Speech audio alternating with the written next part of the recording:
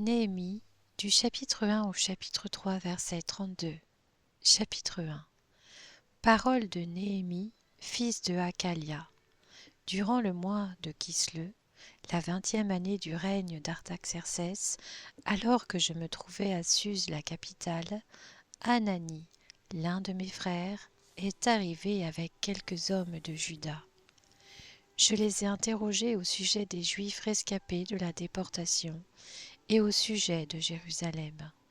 Ils m'ont répondu: les rescapés de la déportation se retrouvent là, dans la province, au comble du malheur et du déshonneur. La muraille de Jérusalem est pleine de brèches, et ses portes ont été réduites en cendres.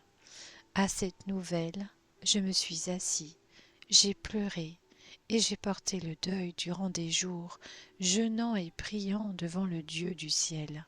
J'ai dit: Éternel, Dieu du ciel, Dieu grand et redoutable, toi qui conserves ton alliance et ta bonté à ceux qui t'aiment et qui respectent tes commandements, je t'en prie, prête-moi une oreille attentive et que tes yeux soient ouverts. Écoute la prière que moi, ton serviteur, je t'adresse en ce moment. Jour et nuit, j'intercède pour tes serviteurs les Israélites en confessant leurs péchés, ceux que nous avons commis contre toi. Oui, ma famille et moi, nous avons péché, c'est certain, nous nous sommes mal comportés envers toi. Nous n'avons pas respecté les commandements, les prescriptions et les règles que tu avais données à ton serviteur Moïse. Souviens-toi donc de la parole que tu as ordonnée à ton serviteur Moïse de prononcer. Si vous vous montrez infidèles, je vous disperserai moi-même parmi les peuples. Mais si vous revenez à moi, si vous respectez mes commandements et les mettez en pratique, alors même si vous êtes exilés à l'extrémité du ciel, je vous rassemblerai de là et je vous ramènerai à l'endroit que j'ai choisi pour y faire résider mon nom. Ils sont tes serviteurs et ton peuple, ceux que tu as rachetés par ta grande puissance et ta force. Seigneur, prête donc une oreille attentive à la prière de ton serviteur et à celle de tes serviteurs qui prennent plaisir à craindre ton nom. Donne du succès à la démarche de ton serviteur, permets-lui de gagner la compassion de cet homme. J'étais le responsable des boissons du roi. Néhémie, chapitre 2. Au mois de Nisan, la 20e année du règne d'Artaxercès, comme il me fallait servir du vin au roi, je l'ai pris et le lui ai donné. Jamais encore je n'avais paru triste en sa présence. Le roi m'a demandé: pourquoi as-tu mauvaise mine? Tu n'es pourtant pas malade. Ce ne peut être qu'une peine de cœur. Saisi d'une très grande frayeur, je lui ai répondu: que le roi vive toujours. Comment pourrais-je avoir bonne mine lorsque la ville qui abrite les tombeaux de mes ancêtres est en ruine et que ses portes ont été dévorées par le feu? Le roi m'a demandé: que voudrais-tu? J'ai alors prié le Dieu du ciel et répondu au roi: si tu le juges bon, et si moi, ton serviteur, j'ai obtenu ta faveur, j'aimerais que tu m'envoies en Juda, vers la ville qui abrite les tombeaux de mes ancêtres, pour que je la reconstruise. Le roi et la reine, assis à ses côtés, m'ont alors demandé: combien de temps ton voyage durerait-il, et quand serais-tu de retour? Ainsi le roi s'est montré disposé à me laisser partir, et je lui ai indiqué un délai. Puis j'ai dit au roi: si tu le juges bon, qu'on me donne des lettres donnant instruction au gouverneur de la région située à l'ouest de l'Euphrate de me faciliter le passage jusqu'à mon arrivée en Juda. Qu'on me donne aussi une lettre destinée à Asaph, le responsable des forêts royales, afin qu'il me fournisse le bois de charpente nécessaire pour les portes de la forteresse adjacente au temple, pour la muraille de la ville et pour la maison que j'occuperai. Le roi m'a accordé tout cela, car la bonne main de mon Dieu reposait sur moi. Arrivé vers les gouverneurs de la région située à l'ouest de l'Euphrate, je leur ai remis les lettres du roi. Celui-ci m'avait fourni une escorte de chefs de l'armée et de cavaliers. Sanballat, le Horonite, et Tobija, le fonctionnaire ammonite, ont appris avec un très grand déplaisir que quelqu'un arrivait pour s'occuper du bien-être des Israélites. À mon arrivée à Jérusalem, j'y suis resté 3 jours, puis je me suis levé pendant la nuit, accompagné de quelques hommes, sans avoir encore dévoilé à personne ce que mon Dieu m'avait mis à cœur de faire pour Jérusalem. J'avais pris une seule bête avec moi, celle que je montais.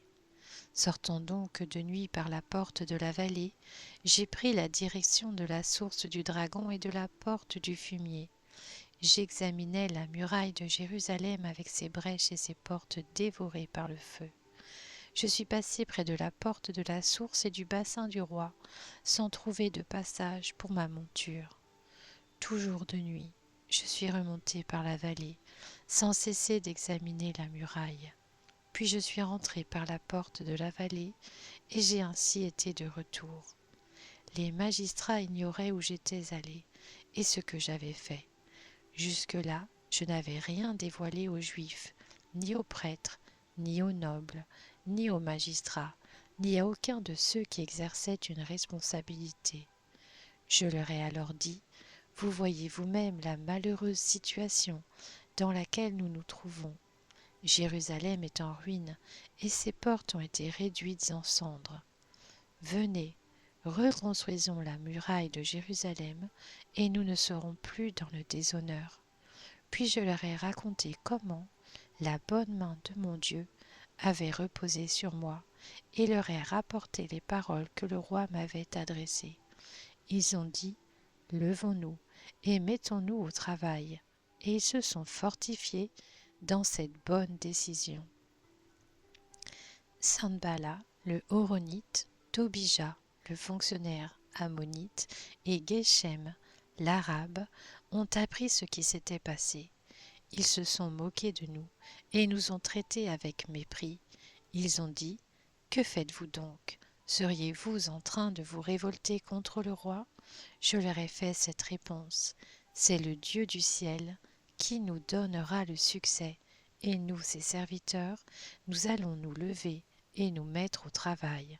Quant à vous, vous n'avez ni part, ni droit, ni souvenir à Jérusalem. » Néhémie, chapitre 3.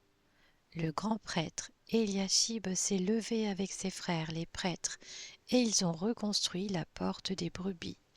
Ils l'ont consacrée et ont posé les battants de la porte. Ils ont consacré la muraille jusqu'à la tour de Méa et jusqu'à celle de Hananil. À côté d'Eliashib ont travaillé les habitants de Jéricho, ainsi que Zakur, fils d'Imri. Les fils de Senaa ont reconstruit la porte des poissons. Ils l'ont couverte d'un toit et en ont posé les battants, les verrous et les barres. À côté d'eux, c'est Mérémoth, fils d'Uri et petit-fils d'Akots, qui a travaillé aux réparations, ainsi que Meshulam, fils de Bérékia et petit-fils de Méchézabil, et Tsadok, fils de Baana. À côté d'eux ont travaillé les habitants de Tekoa, même si les plus influents d'entre eux refusaient de se plier au service de leur seigneur.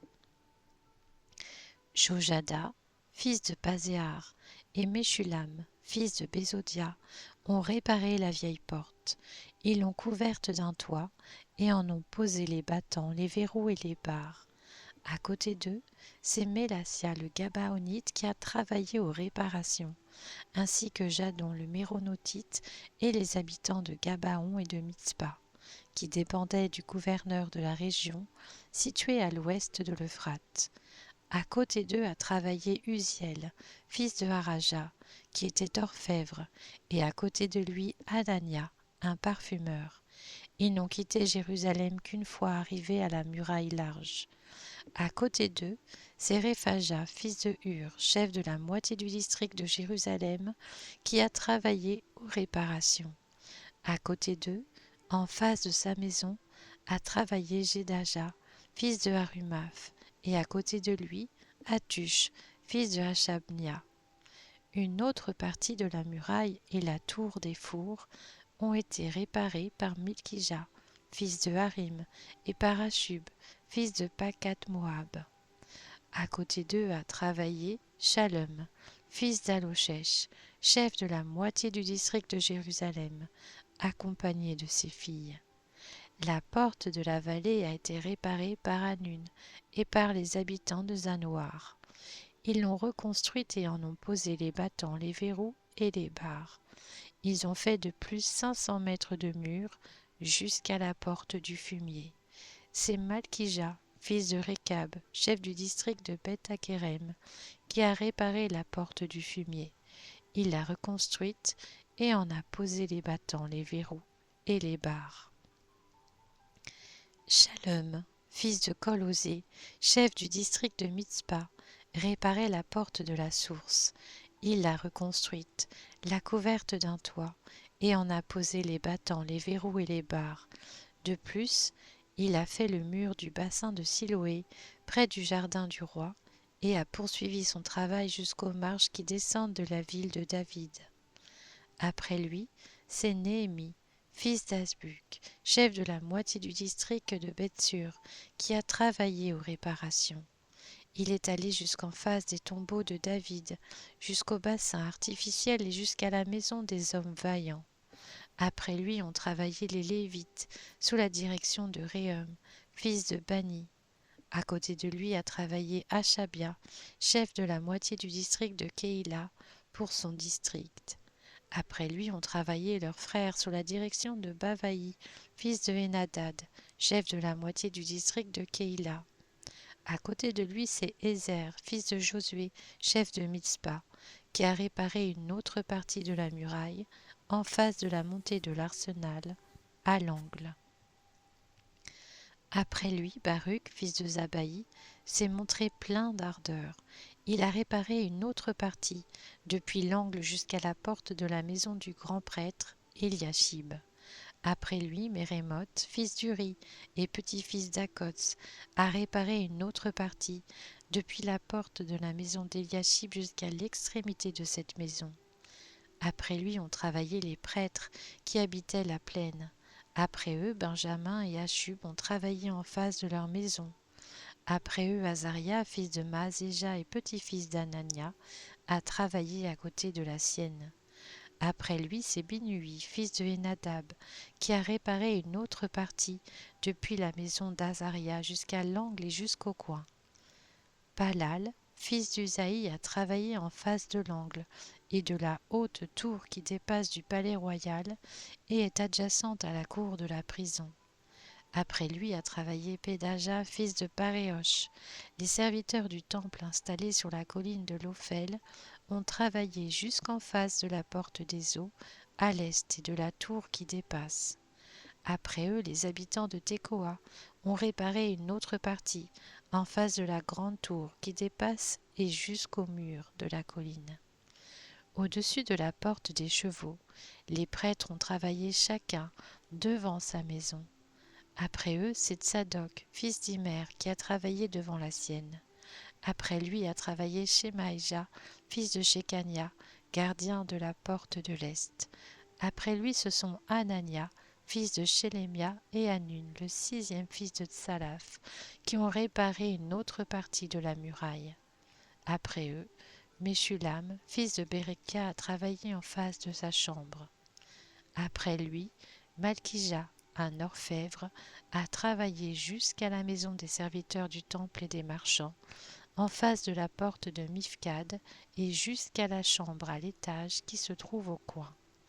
Les orfèvres et les marchands ont travaillé entre la chambre à l'étage qui se trouve au coin et la porte des brebis.